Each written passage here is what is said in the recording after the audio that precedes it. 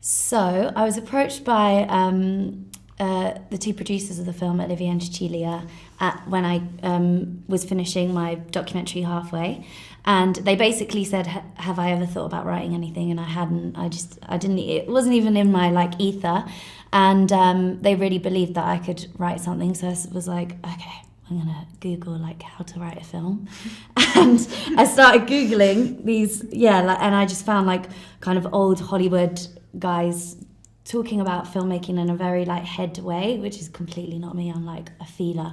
So I put that aside and I just started writing what I was feeling, and the idea really came because I was at a protest outside Houses of Parliament, and I thought, this is a really long answer, but I'll just keep going. I was at a protest and I was outside Houses of Parliament, and I saw these incredible women that were fighting for the right to have their children back in their lives. And they were vivacious and powerful and determined and full of love, and they were really women that weren't being heard and not even given the space to be listened to.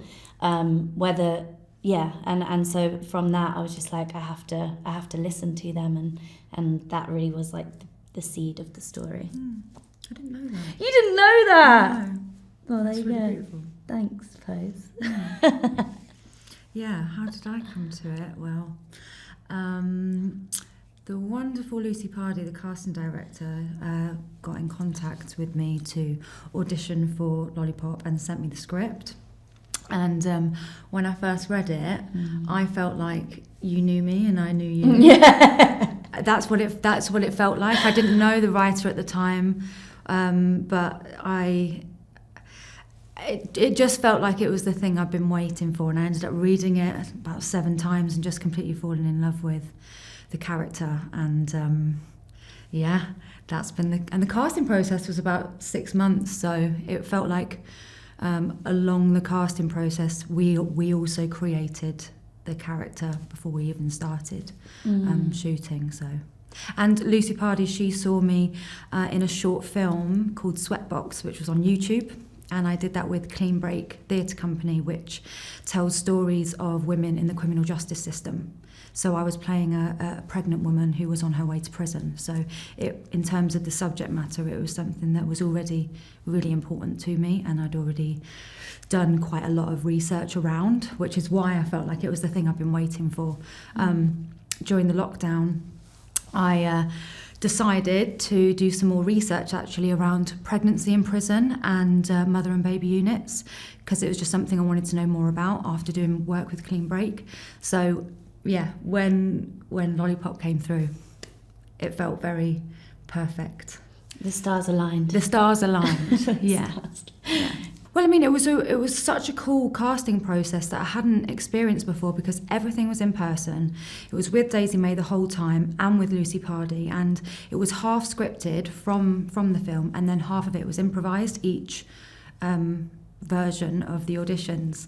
So especially when we started the chemistry tests, which was with Idil Ahmed, who plays Amina, who I just fell in love with as soon as I met her, the children, Tegan, Mia and Luke, and also my mum, Terry Ann. Each moment that we did the chemistry test, we found more layers to Molly, because she was she was responding to what I was being given with their interpretation of the characters.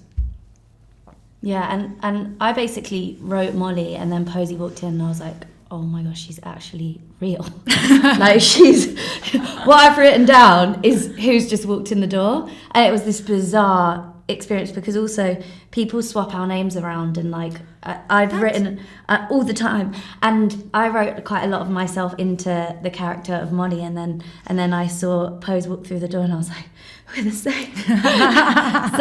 So that was a really beautiful experience, and then just I guess with the script, we would, in rehearsal and also in the casting, we would play with the script, and I'd always ask how is this feeling in your bones, because I feel like I work a lot with feelings of, does this feel real and does it feel right?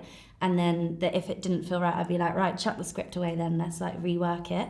And so really it became this living, working, embodied, moving thing that everyone could feed into. And I think when you open it up like that, people have such this it's like then it becomes everyone's, it's not just mine, and that is such a beautiful thing, because then everyone lends their creativity and their power and their beauty to it, and yeah, just like got bigger and more beautiful the more people that came onto it. Well, with Molly and finding out what she went to prison for, I would say that's one of the key things that I specifically chose to leave out, because whether prisons work, prisons don't work, whatever you think, according to the prison system that we have in place right now, as soon as someone comes out of prison, they've paid their dues essentially, and they should be free. And what actually happens, and what is the experience of Molly and so many other women,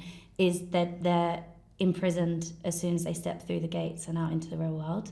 And also, it was really important for me that, according to this system that we have, is that as soon as someone steps out of the gates, they've like done the punishment, so they should really be seen as who they are in that moment. And I didn't want people to have any judgments on Molly and say like, oh, well, if she did that, she deserves her kids, and if she did that, she doesn't deserve her kids, because it's really about the universal feeling and pull between a mother and a child, and that's always without judgment and a whole lot of love. So yeah. Yeah, I'm with you on that, and I think even when anybody asks me, it's interesting. It's sometimes if someone's seen it, even if it's friends, so what did she do? I choose to not say, because I'm just on board with you on that one, that I think that's not necessarily the reason behind what the message is of the film. Also in the rehearsal room, obviously, to be able to develop these characters, we did a lot of like deep rooting and like who are these women, what has been their life through every step of the way. Like that exists, but we've just chosen not to put it on in the film, because that lives in, Molly's bones or Posy's bones, but it's not necessarily what needs to be on screen. I've got one. Go on. So on I think it was the first week of filming, and it was the final day of the week, was the first time I was going to be shooting with the children. And so I'd actually missed them all week, and we'd done all the council officers scenes one day after the next. So I'd really built up to this moment to see the children, to do our first scenes together. And Luke was ill and was really unwell and was sick in the costume trailer and had to be sent home. And we were like, well, what are we going to do? Well, this is the day.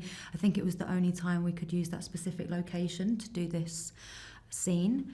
And I remember Daisy May coming into my trailer and saying, okay, so we're still going to do the scene, but we're going to improvise with just Teague and Mia. And you fact-checked and of what is true and what could happen when you're having visitations with children, and if a child isn't there, that they would have a healthcare assessment maybe or something.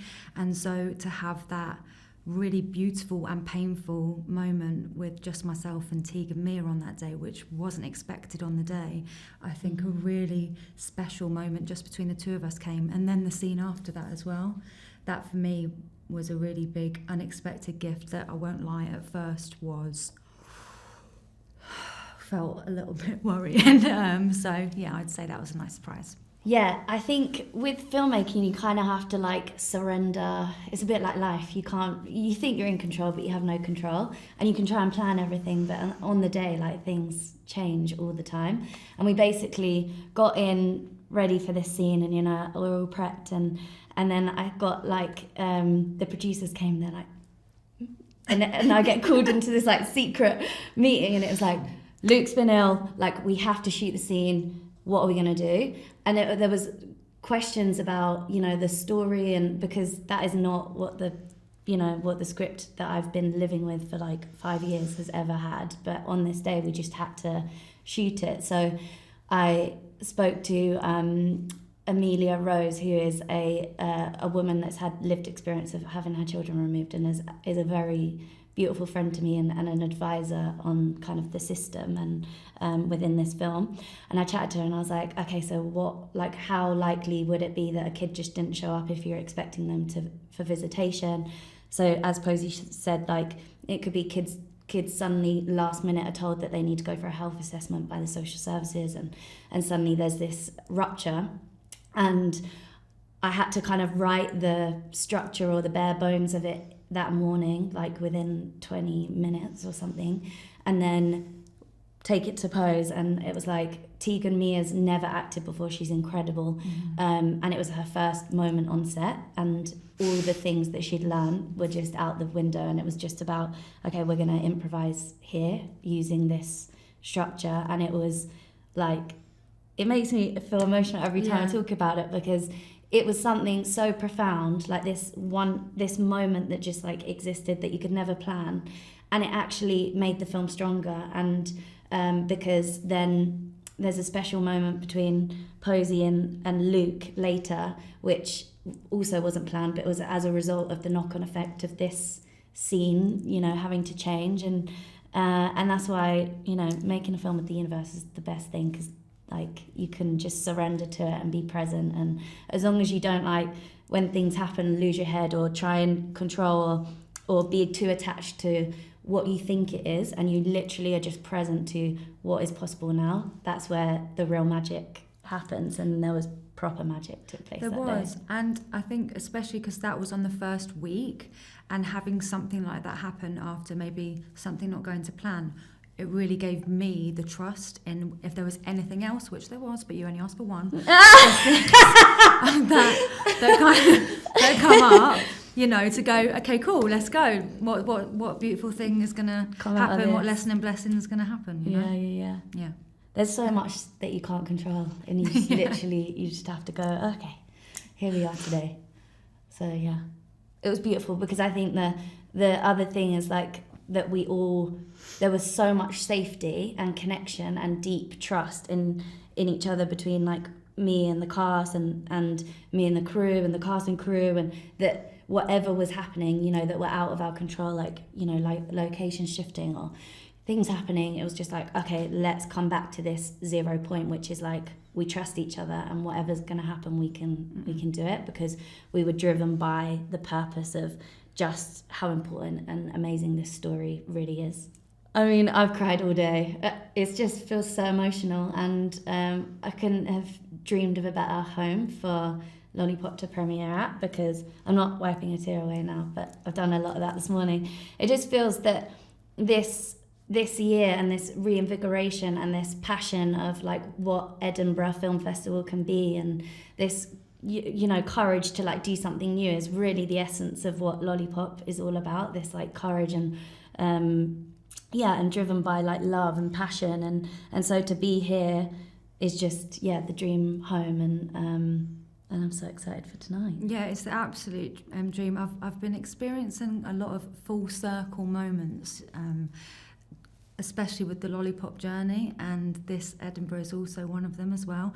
I was walking around Edinburgh and found myself, because I got lost, in a place that I was years ago when I did the Fringe. And so just sort of remembering these moments, and as an actor, you know, coming back to Edinburgh and being part of the Fringe Festival so long ago, just feels really special, because this is my first time at any film festival, and the only 2 films I've done are both here, which is The Outrun as well as Lollipop. So it just feels extra special for me to experience it, and with you as well. With you. Yeah. Love you. Love you too.